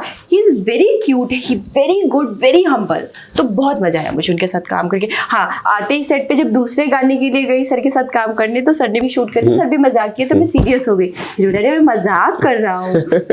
ओके। अच्छा, मतलब कि ठीक है। बाकी आने वाले और जो आपके प्रोजेक्ट्स हैं उसके बारे में कुछ बताइए हमें। आने वाले प्रोजेक्ट्स हैं अभी, जितनी भी मेरी फिल्म्स जो नॉन रिलीज्ड फिल्म्स है उसको देखिएगा, अपना प्यार दीजिएगा आप लोग। नागराज और चंडाली का यश जी वाली फिल्म है, जो ट्रेलर उसका आ चुका है यश कुमार एंटरटेनमेंट पे, तो उसको देखिएगा। और बाकी तो सास बहू की पंचायत पे इतना प्यार दिया आप लोगों ने, थैंक यू सो मच। और प्यार वार का कुछ मतलब कि है चक्कर उक्कर, तो मुझे बता दीजिए हमारे दर्शक। वो नेक्स्ट पॉडकास्ट में ना तो नीचे बोल के लिख के परेशान कर दिए हमको। अभी मेरे ऑडियंस मेरे को इतना प्यार करती है। मैं अच्छा, ये अगर मैं पूछना चाहूँ कि आपके सपनों का राजकुमार का हो, ये कुल न होला, लेकिन से ये न पूछल जाला कि आप अपने सपनों का राजकुमार को किस तरह से देखना चाहती हैं? मेरा सपनों का राजकुमार ना, सबसे पहले तो बहुत अंडरस्टैंडिंग होना चाहिए। बिल्कुल। वो बहुत ही ज़्यादा रिस्पेक्ट देना चाहिए उसको, यहाँ से नहीं, यहाँ से रिस्पेक्ट होना चाहिए उसको। सिर्फ लड़कियों के लिए नहीं, सिर्फ औरतों के लिए नहीं भाई, रिस्पेक्ट मतलब एक ओवरऑल ह्यूमन बींग्स के लिए उसको रिस्पेक्ट होना चाहिए यहाँ पे, ये दिखाने के लिए नहीं। बहुत लोगों को मैंने देखा है कि आप जुबान से कुछ और बोलते हो और अंदर जो कुछ और रखते हो, तो वो नहीं चाहिए। बस इतना रहे, थोड़ा लंबा रहे और बहुत गोरा नहीं चाहिए मुझे। हाँ मतलब एक्टिंग फील्ड से चाहिए या नॉन एक्टिंग? नॉन एक्टिंग, बिल्कुल none of acting. Course. Okay, समझा तेरा भैया, जरूरी नहीं है कि एक्टर ही रह तू, ठीक है? नॉन एक्टिंग खातिर स्कोप बाटे, ठीक है, मेहनत करा जाता उन लोग। हाइट नहीं है कम तो खींचा उचा जा, हाइट बढ़ावा जाए अपन। तो दिल से अच्छा होना चाहिए, दिल से अच्छा होना है, दिल से, हाँ दिल से भाई बहुत जरूरी बेटे, दिल से बहुत साफ रहे के चाहिए अगर लड़की का दिल जीते के बेटे तब। बाकी शादी का अगर कहा जाए तो आप अपने पेरेंट्स और इन सारी चीज़ों को अभी भी अपने वैल्यूज़ को, अपने कल्चर को कैरी करेंगी? मतलब शादी, मतलब मुझे लगता है कि मतलब शादी, ओवरऑल शादी की बात करो तो मुझे ऐसा लगता है ना कि शादी जरूरी नहीं है कि मम्मी पापा ही ढूंढे तो वो ही ज्यादा सही है। क्यों? क्योंकि इसको हम अपने इसको मोरल एथिक्स से नहीं जोड़ सकते हैं। क्योंकि क्या होता है ना कि पूरी जिंदगी किसको बितानी है? बिल्कुल मुझे पूरी जिंदगी मुझे बितानी है, तो मुझे पता होना चाहिए कि लड़का कैसा है। तो मैं उसके, जब तक मैं उसको जानूंगी नहीं, उससे मम्मी पापा भी ढूंढ के दे अगर किसी लड़की को, लेकिन फिर भी आप समझना, बिल्कुल समझना जरूरी है। वो चीजें बहुत इंपॉर्टेंट होती है। रिश्ता को अगर जीवन भर निभाना है तो बीच में ही तोड़ देना है तो कैसे भी कर लो। हाँ, तो फिर बीच में तोड़ दिया तो फिर वो शादी थोड़ी ना रहेगी। आजकल घूमल फिरल बेकार हो, चल गई। बातें तो बहुत है मेरे पास करने की। मसाला का बात होता रहे मैम, तो कुछ मसाला दी, मतलब कि कहीं बताइए दर्शकन के कुछ जीवन में का आपके साथ, मतलब कि कुछ अप एंड डाउन भइल होई ना कबो,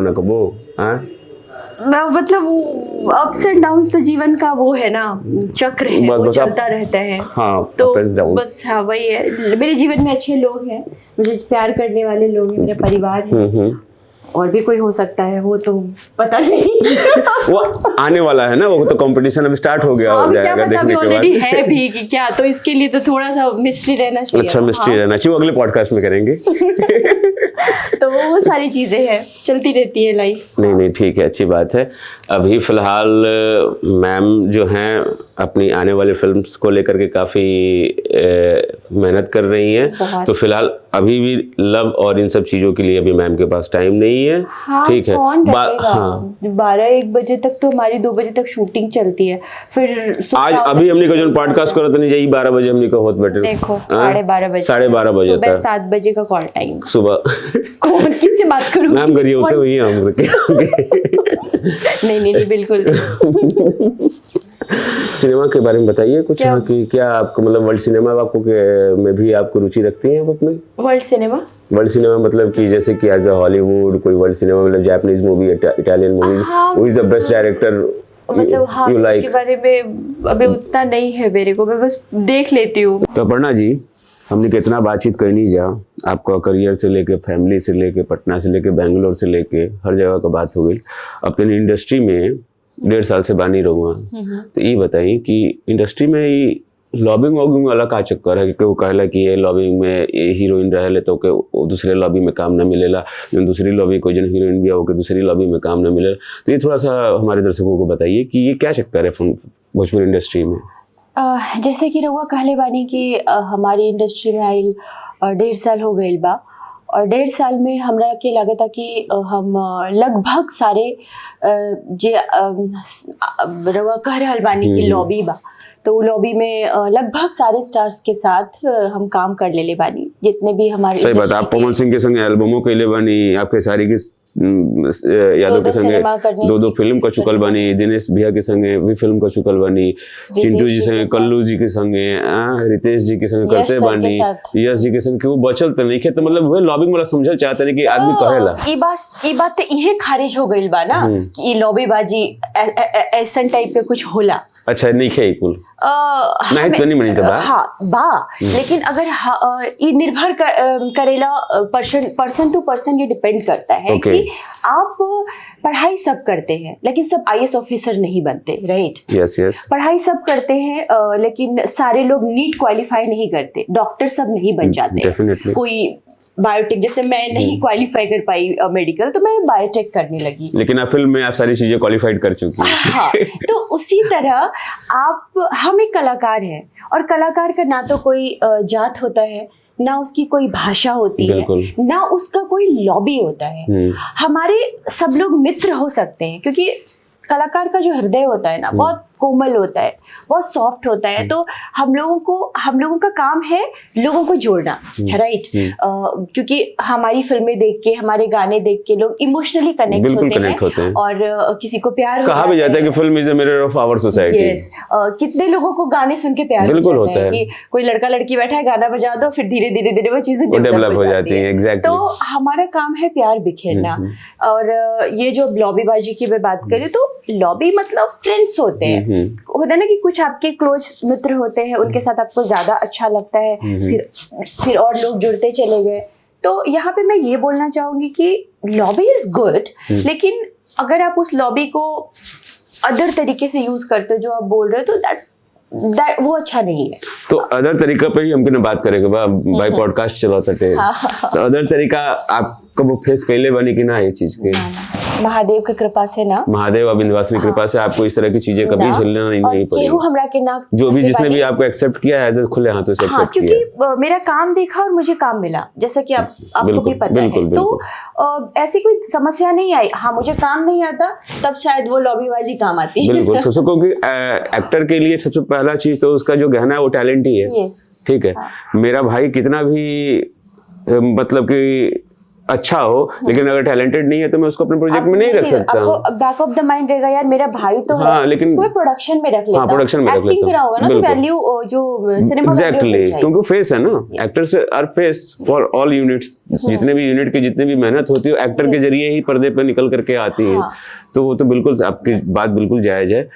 तो मतलब कि कबो फेस ना करे के पड़ल, कबो केहू के संगे कि हमरा के ना कहले बा कि अच्छा तुमने उसके साथ काम किया है तो यार मैं तुम्हें काम नहीं दूंगा। नेवर, टच वुड, हर हर महादेव, किसी ने मुझे। सही बात है। तो मैं कैसे बोल दूं कि हाँ यहाँ पे ये चीजें, हाँ मतलब ऐसा होता होगा कि मान लो मेरी बातें होती होंगी और उनके लोग सब अपने लोगों को प्रेफर करते हैं। अब सबके ग्रुप में एक टैलेंटेड लोग हैं तो वो उनको काम देते हैं। अब जैसे आपने बोला, लेकिन अगर आपका भाई टैलेंटेड होगा तो सबसे पहले आप अपने भाई को ही काम दोगे। बिल्कुल, ठीक है ना यार। अब किसी के मम्मी पापा ने वर्षों, अब नेपोटिज्म की भी अगर बात कर लो आप, तो वर्षों से किसी के पेरेंट्स ने रोड पे सोए, मान लो किसी के मम्मी पापा रोड पे सोए, तो और उसने बहुत सारी स्ट्रगल की, उसके बाद उसने अपना एक एम्पायर बनाया। जब उसकी माता पिता ने उसका एम्पायर बनाया तो उन्होंने कितना स्ट्रगल किया, तो उसका बच्चा नहीं भोगेगा तो कौन भोगेगा?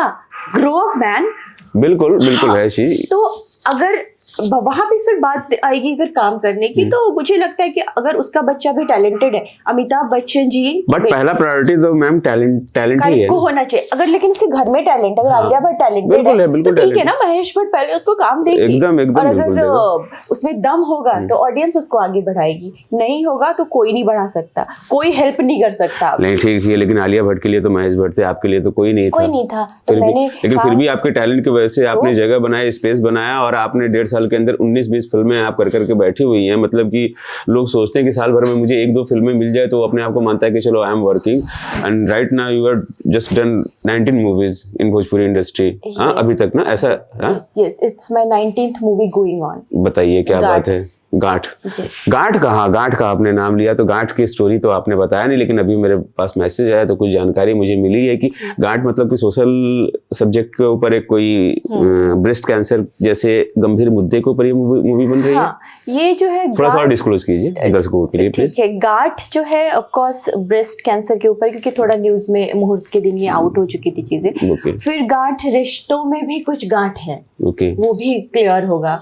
तो 2 तरह की गांठ है इस फिल्म में जो आप लोगों को देखने को मिलेगा। एक तो ब्रेस्ट कैंसर के ऊपर है, एक जो महिला है उसको कैसे चीजें होती है, और दूसरा उसके रिश्तों में क्या। तो महिला आप ही हैं वो? हाँ, वो महिला, वो स्त्री, वो लड़की से महिला बनने का जो सिलसिला है वो मेरा ही है, आपका ही है।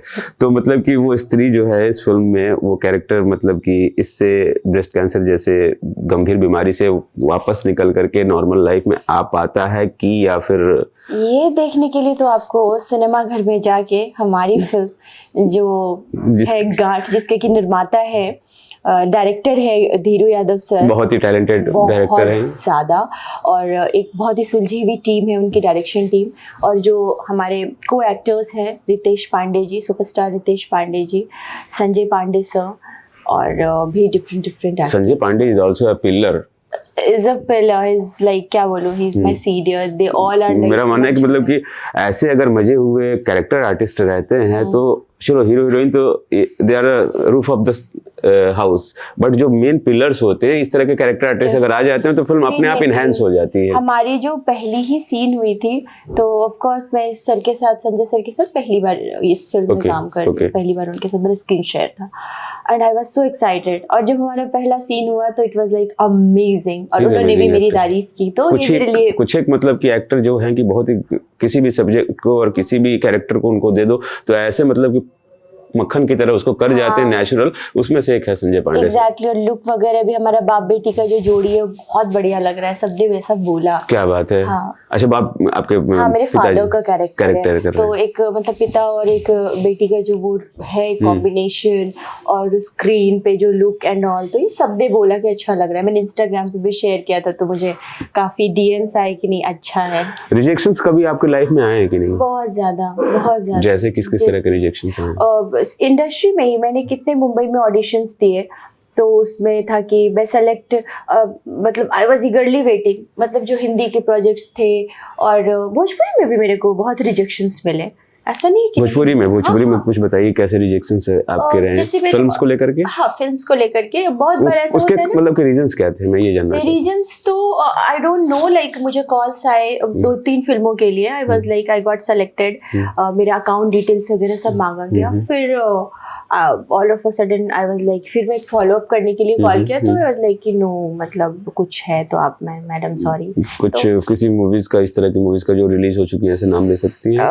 मैं नाम नहीं लेना चाहूंगी क्योंकि हो सकता है ना उनकी अपनी अदर प्रायोरिटीज होगी या उनको लग रहा होगा कि हाँ मतलब आप भी अब साइड से जा रही है, बताने नहीं चाहती है। ठीक है कोई बात नहीं, क्योंकि फिल्म फर्टर्निटी है, सबके साथ काम करना है, आगे भी चीजें देखनी है, तो मैं समझ सकता हूँ कि कलाकार का एक अपना स्टैंड होता है इस तरह की चीजों का। कुछ ऐसे जो ब्यूटीफुल आपके मोमेंट्स रहे हैं लाइफ के, उसके बारे में डिस्कशन करते हैं, जो बचपन से लेकर के अब तक के आप किसको सबसे बेस्ट अपना एक मोमेंट्स मानती अब तक का? मेरा चाइल्डहुड बहुत ब्यूटीफुल था क्योंकि मैंने बहुत एंजॉय किया और मेरी एक जॉइंट फैमिली है तो I was a pampered kid. सबने बहुत प्यार से पाला। कहते हैं ना कि सब कुछ पैसा नहीं होता, एक परिवार जो होता है ना वो बहुत इम्पोर्टेंट होता है। तो मेरे लिए फैमिली बहुत इंपॉर्टेंट है। मैं स्टिल अपने गाँव से बहुत जुड़ी हूँ, अपने दादी दादा, अपनी बुआ, तो मतलब वो लोग भी पॉडकास्ट देखेंगे, मेरे चाचा चाची, एवरीवन। आप अररिया से हैं तो वहाँ तो मतलब कि मैथिली वाला लैंग्वेज है, तो भोजपुरी में कैसे फिर आपने मोल्ड किया अपने आप को इस तरह की? खैर भोजपुरी के फिल्में अब तो वहाँ पर भी काफी उनके क्रेज बहुत ज्यादा। और अभी मुझे ऐसा लगता है कि मुझे अपने डिस्ट्रिक्ट से हमारे बहुत सारे कॉल्स आते हैं कि तुम्हारी फिल्म चल रही है और हमने देखा घर से, तुम्हारी फिल्म बैक टू बहुत चला है भोजपुरी सिनेमा और एंटरटेन पे, तो they used to call and there like कि अच्छा। हम मूवमेंट्स का बात कर रहे थे कि जैसे कि आपके 10 पास किलो कब तो खुशी भइल होई, 12 पास किलो कब तो खुशी भइल होई, पहली तेलुगु फिल्म मिलल हुई चाहे तमिल फिल्म मिलल हुई तो खुशी मिलल हुई। सबसे बेस्ट मोमेंट कौन सा आपकी लाइफ में रहा है कि जिसमें आपने बोला कि अरे वाह मेरी लाइफ चलो मजा आ गया? मतलब ये बहुत टफ हो जाएगा मेरे लिए क्योंकि I am kind of person ना कि मैं छोटी छोटी चीजों में बहुत, I am not talking about only professional, personal की भी बात कर पर्सनल में मतलब क्या बोलूं मैं बहुत सारी ऐसी। अच्छा कब आपका दिल टूटा है कि मतलब लगा है कि अब तो मुझे जीने का कोई मतलब नहीं है? कब बहुत सारे मोमेंट्स होते हैं। तो मेरा बहुत बचपन में टूट गया था। It's very interesting story. बचपन में पापा ने एक बार बहुत डांटा। एक फेज था ना, बहुत डांटते रहते थे। मेरे को लगा कि यार मैं ना दुनिया की सबसे निकम्मी, सबसे बेकार लड़की हूँ एंड आई डिसाइडेड टू छोड़ के मर जाने का ऐसा कुछ सोचा था मैंने। फिर क्या हुआ, एक इसको अब सीरियस एक वाकया है कि उसके बाद मेरी एक बेस्ट फ्रेंड की डेथ हो गई। मतलब मैंने बताया मैं बहुत पैम्पर्ड किड थी। अगर आप मेरे से जैसे गुलदस्ता मुझे बहुत पसंद आ गया छीन लेते ना तो भी मैं सैड हो जाती, तो मरने का सोचने लगती कि यार मेरा जिंदगी खत्म हो गया, अभी कुछ नहीं। तो ये 10th का वाकया है। और 11th में मेरी बेस्ट फ्रेंड ने सुसाइड कर लिया या उसकी डेथ हो गई। That was suicide. अभी मैं रिवील कर रही हूँ, अररिया में लोग देखेंगे। That was a suicide because उसने मुझे बोला था कि मैं रेड पॉइजन खा लूंगी और मैंने उसको डांटा भी था कि तुम पागल हो गई हो। और she was my best friend, Namita नाम था उसका। और ये मैं आज रिवील, मुझे ये प्लेटफॉर्म चाहिए था रिवील करने के लिए। लोगों ने उसको दबा दिया कि वो जो है फूड पॉइजन था, तो फूड पॉइजन से कोई नहीं मरता। I am really sorry. क्योंकि 2 दिन पहले मेरी उससे बात हुई थी। तो ये चीजें थी, और उसके बाद जब ऐसा कुछ हुआ तो फिर मुझे भी रियलाइज हुआ कि जीवन क्या होता है। टीन एज में ना जब इंसान अपने आप को ग्रो करता है तो फैमिली से अलग जो रिलेशनशिप होते हैं वो तो बाय बॉन्ड आ जाते हैं, लेकिन उसके अलावा भी एक अपना एक रिलेशन क्रिएट करता है, वो होता है एक फ्रेंड का। और हाँ, और वो वहां पर अगर छूट जाए और इस तरह की उसके साथ अगर कुछ घटना हो जाए तो वाकई में मतलब वो बहुत हार्ट ब्रेकिंग था। और मैं एक चीज और बोलूंगी कि पेरेंट्स को ना अपने बच्चों के लिए, वहां पे मैंने मतलब वहां से मेरी लाइफ एक यू टर्न ले लिया। मैं बहुत मैच्योर हो गई 11th में ही। बच्चों को ना इतना बांध के नहीं रखना चाहिए कि वो आपसे कुछ शेयर ही ना कर पाए। बच्चों को खुला छोड़ना चाहिए, उसके फ्रेंड बने। मेरे पेरेंट्स फ्रेंड है मेरे। हमने ना ऐसी बात नहीं किया पढ़ना जी। हमने का देसी में कहावत है कि अगर बाप का चप्पल लड़का में आ जाए तो के दोस्त बना लेंगे। लेकिन ना हम अपना लोग उनके बिहार और यूपी में बाकी कि ना एक दूरी मेंटेन करेंगे, नहीं तो वो चक्कर ना के आदमी लड़का के ना तो नहीं हो सकता है। तो इसीलिए आप मित्र बने अपने बच्चों के, लाइफ बहुत इजी हो जाएगी, कॉम्प्लिकेशंस खत्म हो जाएंगे। और वो मित्रता ना मुझे लगता है स्टैंडर्ड 8 से बच्चों में 7th 8th से शुरू, क्योंकि वही टीनेज स्टार्ट होता है। बहुत ज्यादा इंपॉर्टेंट टाइम होता है। लोग क्या करते हैं ना कि जब बच्चे 12th पास आउट हो जाते हैं तो फिर लगता है अब मेरा बच्चा 7th क्लास से लेकर 12th क्लास बहुत इंपॉर्टेंट। तो वही मेन इंपॉर्टेंट डेट होता है, टाइम्स होते हैं। नहीं ये चीज बहुत अच्छा, दर्शकों को जो भी सुन रहे होंगे उस चीज को आप लोग देखिएगा। अपने पेरेंट्स अगर हैं तो पेरेंट्स प्लीज अपने बच्चों को देखिएगा, क्योंकि जो मेरे ख्याल से 16 से लेकर के 21 की एज होती है वही एज होती है। वही एज सबसे ज्यादा उनको देखने की, मॉनिटर करने की एज होती है। उसके बाद से जहाँ उनके अंदर एक मैच्योरिटी आ गई है तो फिर आप उसको दूर से सुपरविजन भी करेंगे तो कोई प्रॉब्लम नहीं। बच्चों को भी चाहिए, बिल्कुल बच्चों को भी चाहिए, अपनी हर चीज शेयर करें। कुछ शेयर करती हूँ बचपन से, मार पड़े जूते पड़े जो हो, लेकिन मैं मम्मी को सब बता देती हूँ। आपके सिबलिंग्स कितने हैं? बस एक भाई है मेरा, और एक उसके साथ कैसा रिलेशनशिप है? बहुत बढ़िया। मारपीट? बहुत ज्यादा। छोटा है? हाँ। मतलब इतनी गंदी वाली। तो क्या उसको भी आप ऐसे मतलब पेरेंट्स के साथ मिलकर प्रैंक करते हो क्या कि इसको डस्टबिन से लाया गया है? हाँ, लेकिन उसको कोई फर्क नहीं। अच्छा, फर्क नहीं पड़ता है। मारपीट होती है हमारी, अभी थोड़ा कम गया, लेकिन हम लोग ऐसा दुश्मनी है ना कि आई फील लाइक कि उसकी बातें, उसी की बातें चुभती है मुझे सबसे ज्यादा, और उसको मेरी बातें। तो मेरे पेरेंट्स आर लाइक कि तुम उसको ज्यादा बांधते हो, और वो बोलता है कि दीदी को ज्यादा बांधते हो, तो उसको कुछ नहीं कर सकते। आने वाली कौन कौन सी फिल्में आपकी पाइपलाइन में है? पाइपलाइन में कुछ फिल्मों पे भी बातें चल रही हैं। अभी तेलुगु की 2-3 प्रोजेक्ट्स रिलीज होने वाली हैं। तेलुगु, एक तमिल और भोजपुरी की तभी। तो भोजपुरी के साथ साथ अपना वो तमिल और तेलुगु की जो भी फिल्में हैं उनको भी आप कैरी ऑन रखना चाहेंगी आने वाले टाइम में? निर्भर करता है। एक्चुअली बीच में मुझे ऑफर्स आए थे, बट ये बिजी शेड्यूल के कारण मैं उधर ध्यान। अगर हिंदी के कुछ वेब सीरीज या फिल्मों के अगर ऑफर्स आते हैं तो उनके लिए भी आपके लिए मतलब कि एक्सेप्टेड है? Definitely I would love to do that. और लैंग्वेज मैटर नहीं करता है, आपको अपना काम करना है। भाषा भोजपुरी से एक खास जुड़ाव है, एक लगाव हो गया है, क्योंकि बहुत कुछ दिया है मुझे भोजपुरी ने। तो उसके लिए तहे दिल से शुक्रिया दर्शकों का भी कि आप लोगों ने मेरी 2-3 फिल्मों को इतना प्यार दिया कि गाँव में मैं जहाँ जाती हूँ सब उस फिल्मों की ही बातें करते हैं। तो इट मीन्स अ लॉट। तो भैया लोग, ये रानी अपर्णा मलिक जी, ठीक है, हमने का गांठ की फिल्म का शूटिंग चला था, वहाँ हमने का मुलाकात भइला, और अगले पॉडकास्ट में फिर से किसी कलाकार के साथ मिलेंगे हम लोग। तब तक के लिए बहुत बहुत thank you ma'am, thank you so much. और बहुत सारा प्यार और आशीर्वाद बनाए रखिए अपर्णा मलिक पर, और इस पॉडकास्ट को देख के एकदम बम हो जाइए। Thank you.